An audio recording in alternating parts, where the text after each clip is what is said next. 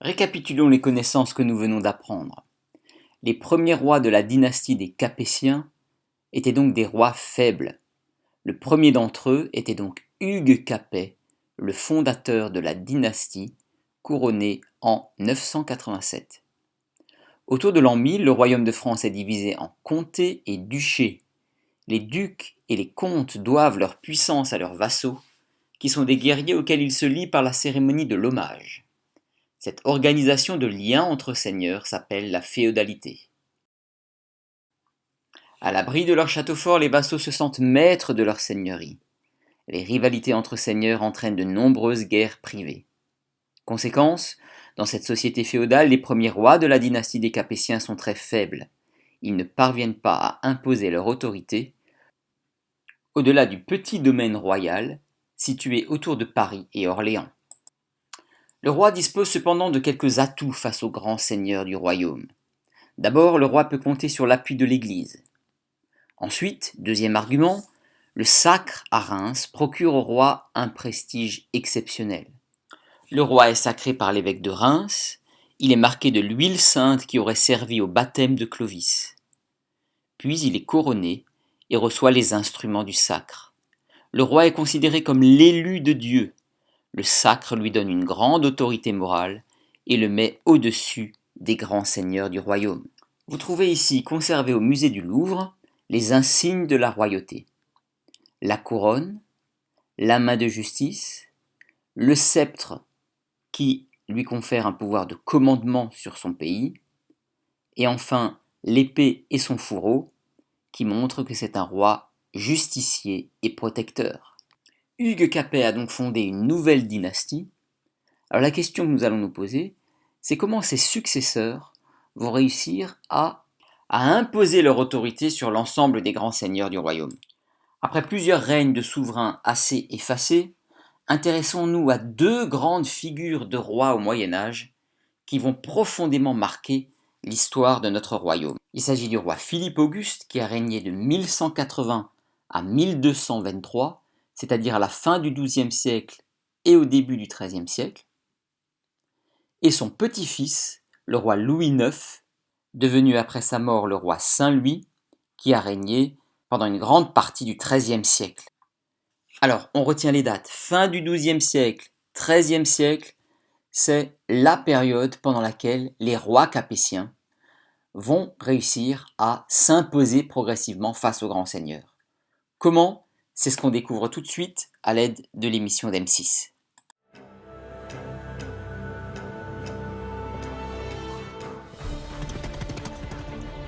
On pense souvent que le Moyen-Âge est une période sombre de notre histoire. Or, ce n'est pas vrai. C'est à cette époque que naissent les universités et les hôpitaux et que l'on construit d'incroyables cathédrales. C'est au XIIe et XIIIe siècle que deux grands rois vont écrire les premières pages de la nation France. Philippe Auguste le Conquérant et Saint-Louis le Justicier. Bienvenue dans le royaume de France de Philippe Auguste et de Saint-Louis. Bienvenue dans la vie des Français au temps des chevaliers et des châteaux forts.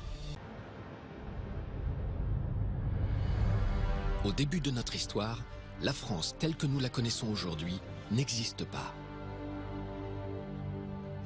La moitié ouest de notre territoire, ainsi que toute l'Angleterre, sont sous la domination d'une famille puissante, les Plantagenets. Henri II Plantagenet d'Angleterre, un roi à la main de fer, est à la tête de cet empire. L'autre moitié de la France, découpée en divers territoires, est aux mains de puissants barons. Au centre, perdu au milieu de ces puissants empires, existe un petit domaine royal. À sa tête, un jeune homme de 14 ans vient tout juste d'être couronné roi. On l'appelle Philippe II. Mais c'est sous le nom de Philippe Auguste qu'il va marquer l'histoire.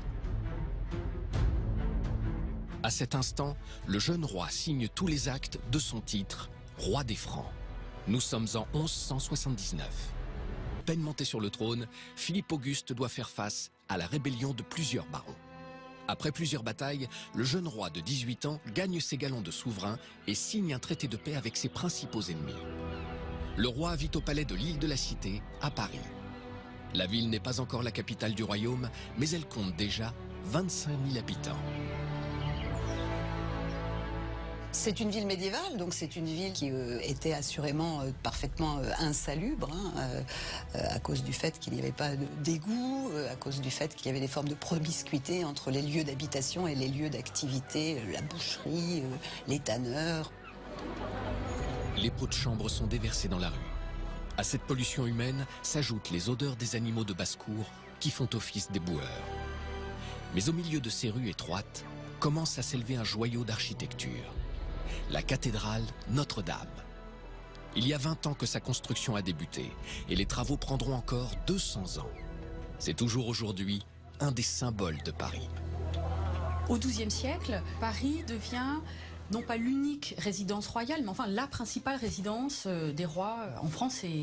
Et cette présence royale, elle a été particulièrement forte à l'époque du règne de Philippe Auguste. Dès son couronnement, Philippe Auguste a souhaité régner seul.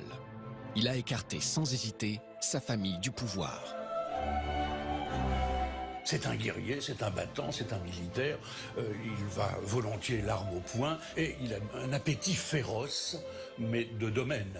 C'est-à-dire que quand il prend la couronne, il a un tout petit bout de terre autour de lui et il va considérablement agrandir le territoire. Le jeune roi rêve d'agrandir son royaume. Il sait que pour y parvenir, il lui faudra défier Henri II, le puissant roi d'Angleterre. Son immense empire commence en Normandie, à 60 km de Paris, et s'étend sur toute la moitié ouest de la France. Philippe Auguste, lui, est plus préoccupé par l'extension de son royaume que par le sort de Jérusalem. Pour l'instant, il célèbre la naissance de son premier fils, le futur Louis VIII. Mais les joies de la paternité ne l'empêchent pas de poursuivre sa lutte contre Henri II, le roi d'Angleterre. Habilement, le roi de France va profiter des tensions entre Henri II et son fils Richard. Ils s'associent à ce dernier et ensemble ils partent combattre le roi d'Angleterre. Henri II capitule et meurt. Richard Ier lui succède sur le trône d'Angleterre. Dès lors, Philippe Auguste et Richard vont devenir rivaux. Roi de France contre roi d'Angleterre, une rivalité qui aura raison de leur amitié. En 1193, Philippe Auguste, profitant de l'absence de Richard Cœur de Lion, toujours en Orient, attaque la Normandie et s'en empare. Dans le même temps, Jean sans Terre, le frère de Richard, usurpe le trône d'Angleterre. Les nouvelles conquêtes de Philippe Auguste sont menacées. Revenu de sa croisade, Richard Cœur de Lion débarque en Normandie avec l'intention de récupérer ses terres.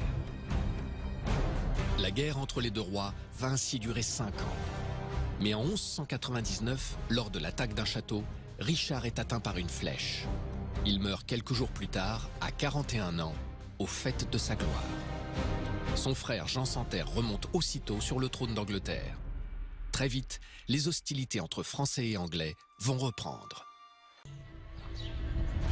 Non loin de l'île, une nouvelle menace s'organise contre la France. Les deux plus grandes puissances d'Europe, l'Empire plantagenet de Jean sans Terre et l'Empire germanique d'Othon IV, se sont alliés et convergent vers Philippe Auguste. Au mois de juillet 1214, Philippe Auguste apprend que les armées d'Othon sont à Valenciennes. Le roi de France traverse la ville de Douai dans l'espoir de prendre à revers l'empereur germanique. Philippe tente un piège à l'empereur germanique. Les armées françaises vont simuler une retraite pour forcer Othon à le pourchasser. Ensuite, Philippe foncera dans la plaine de Bouvines pour déployer ses chevaliers. Le dimanche matin du 27 juillet 1214, les deux armées se retrouvent face à face sur le plateau de Bouvines, à la grande surprise d'Othon. Philippe Auguste est au centre de ses armées. Il est face à l'empereur germanique. Le premier mouvement est opéré par l'aile droite. Très vite, le champ de bataille est recouvert d'une épaisse poussière. C'est au tour de Philippe d'affronter Othon. Le combat est féroce. Les chevaliers se battent avec courage. Le choc est brutal et sans merci.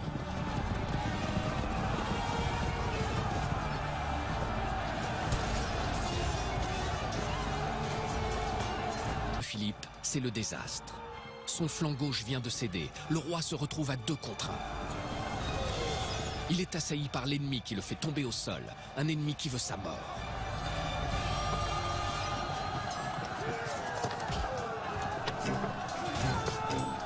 Le combat dure depuis 3 heures.